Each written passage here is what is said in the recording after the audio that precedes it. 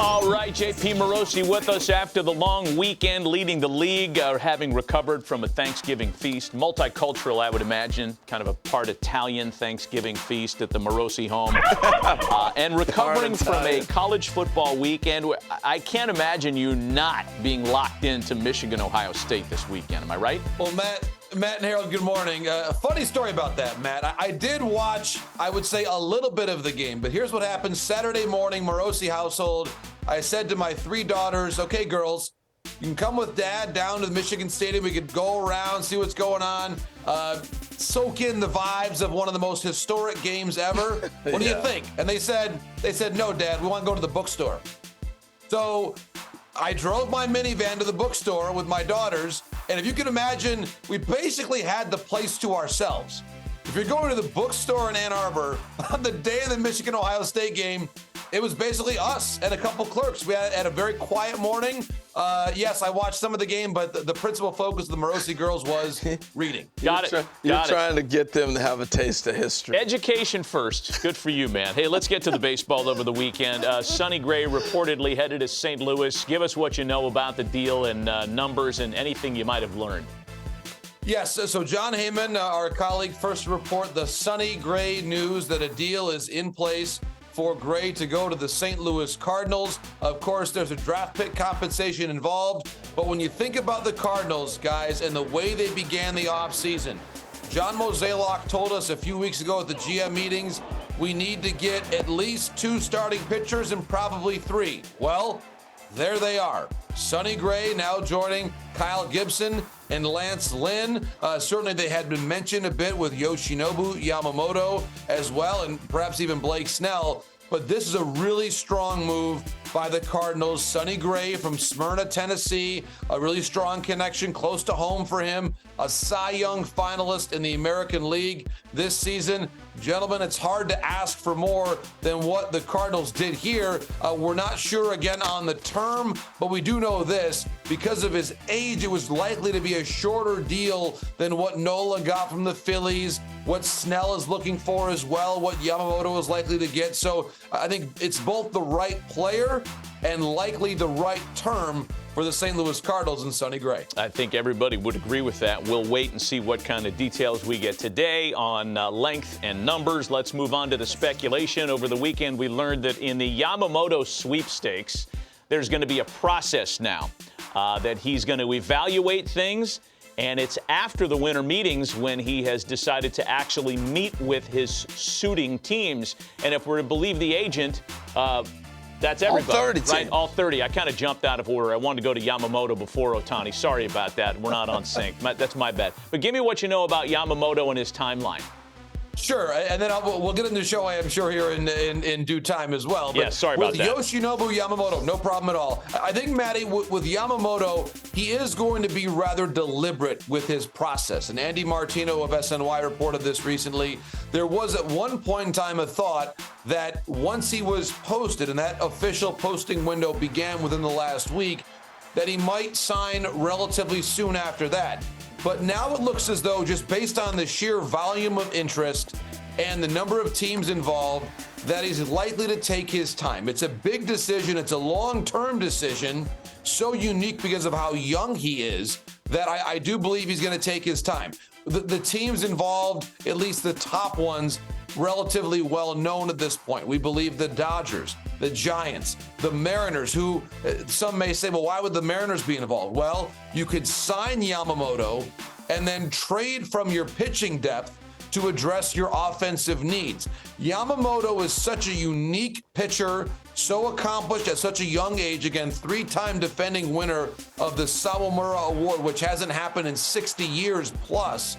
He's such a unique player that if you have a chance to get him, if he is intrigued by pitching in Seattle, even if they don't necessarily have a number of rotation vacancies, you get him. And then you worry about the downstream effects later on. I do believe the Chicago Cubs are involved. The New York Yankees, we know Brian Cashman was there watching him throw a no-hitter. The Red Sox. Matty, it's not all 30 teams, but the theme about starting pitching, and this part is real, and I really want to make this point. If you're an agent and you have a starting pitcher, free agent right now, the teams that you want to be involved are involved. Yeah. The right teams need starting pitching help, and that includes the market for Yamamoto. No doubt about it. That's fair. And to me, JP, the question really is, what is the industry doing with starting pitching? What's this say about the starting pitching coming through the minor leagues? Because so many years we had so much depth of minor league starters that this was not going to be an equation where all 30 teams need a starting pitcher. You know, now we're at the point in the game where teams are leaking. The Yankees need starting pitching. Nobody's coming out of their system. The Dodgers, they were known for developing starting pitching. So what's this say to the state of the game with starters? Well, Harold, it's a great point, and let's just go back to October. We saw an opener in Game 4 of the World Series. That, to me, was a seminal moment that says where we are as an industry when it comes to starting pitching. And still even the surprise as we went through the playoffs. Why didn't Taijuan Walker get a start with the Philadelphia Phillies? There's a lot of questions there about different decisions that were made about available personnel or teams that simply did not have enough starting pitching, which to me is what says if you have any sort of starting pitching depth internal, you are a phenomenally advantaged organization. I mentioned the Mariners. There have been some teams like Cleveland, for example, who always seem to, no matter how many guys they trade out, here comes Tanner Bybee, here comes Gavin Williams. They're always able to keep refreshing their group of young starting pitching. And then there are teams like the Yankees who just simply had no answer this past year. So I do think, Harold, to your point, this offseason marks a renewal of the value of starting pitching,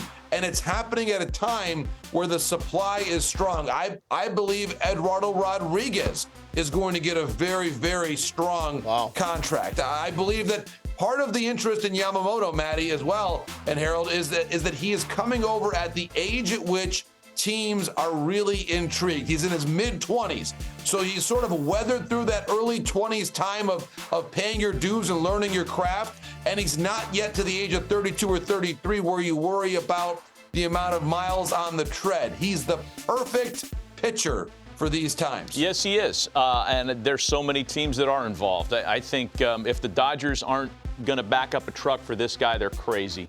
This is the guy right here for LA. I think he goes Let's to move Seattle. on. Do you? I like what JP said. I think Philly's involved in this. Seattle can flip some of their other pitching Okay. to go address their needs. Let's move on because there's another international pitcher that we want you to comment on in a bit, Yoel Rodriguez. But let's get to Ohtani because, you know, I don't know that either of this is involved in connection.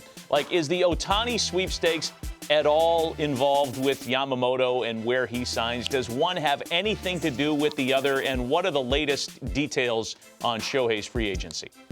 Yeah, Matt, it's an excellent question. And certainly they are related insofar as they're likely to be the two largest guarantees that we see this offseason. And it would take a lot. In fact, I'll say this word. I would be stunned if Ohtani and Yamamoto went to the same place. So I do believe that there are distinct processes in that respect. And yet with Shohei, I'll say this, and this does not surprise any of the three of us who have followed Shohei's career carefully and watched things with a very close eye for a long time. There is still a lot that we do not know about Shohei. We do not know his timetable. We do not even know if this week, if he is doing in-person meetings in various cities, or if small delegations of front offices are visiting him. But and JP, on that point, that is a huge mistake on our sport. Can you imagine LeBron privately going places? No, it's everywhere. You know, if Pat Mahomes was a free agent, he'd be everywhere. This is the biggest star on the planet in any sport, in Shohei Ohtani. And we're trying to sneak in behind closed doors. Great point. It needs to be out there. Ohtani's coming to New York. It needs to be seen. Ohtani's in San Diego today. It should be everywhere. This is where we miss it with our sport. But Harold, it's the agent. The agent doesn't let him. I mean, I'm sorry. We got to go above that. He didn't do interviews with the Angels when he was there because the agent wouldn't let him. He didn't get. Shohei doesn't care. Matt, I believe that a lot of this, at the end of the day, it is up to the player. And I think that if Shohei wanted to be front and center this offseason, he would be front and center this offseason. And I would say this, as much as a journalist and someone who wants to share the story of the sport, we love the drama, we love the video, which we shared first on MLB Network a year ago of Aaron Judge visiting San Francisco. That was fun. That was a great story. That was, if you remember, that was a big story for a couple days. Yeah, it was fake. It was fake, but it was a great story at the time. It was a fun story. Now, but I'll say this, Matt. At the end of the day, it is really up to the discretion of Shohei. Let's put it this way. If he wanted to have a big press conference after winning the MVP, it likely would have happened by now. If he wanted the world to see through his social media where he was going on his free agent tour, it'd be happening right now, and it's not. And to be honest with you, but we shouldn't be leaving that up to him, honestly. We should not. The media should be driving this bigger. It's his own privacy, Harold. I think on some level, I agree with you about what I, in my heart, would love to see happen.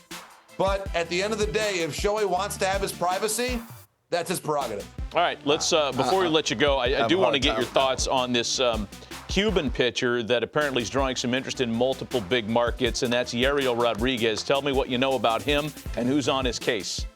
Yes, two teams that watched a recent throwing session by Yoel Rodriguez, the Padres and the Red Sox. That according to Francis Romero, who's very, very dialed into the Cuban-American pitching market. He's a really interesting player, and we're seeing Yoel pitch there in the World Baseball Classic. The question is, I think for a lot of people, is he a true starting pitcher?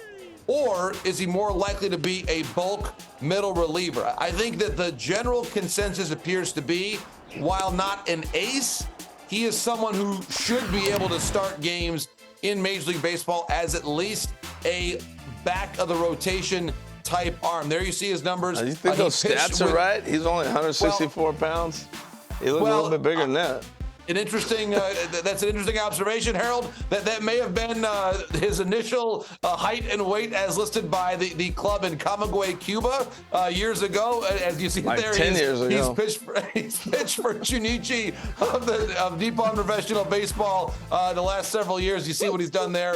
His Ks per 9 and his ERA. Harold, that is a very sharp eye by Harold Reynolds, by the way, on the full screen. We got that full screen built, man. If you got that full screen, Harold. Can we roll the video of this guy again, just a little bit? No, can we see a little video of it? But you're right. Look, this guy was. You remember watching this guy during the WBC? How filthy he was. Yeah. And thinking, why is nobody on him?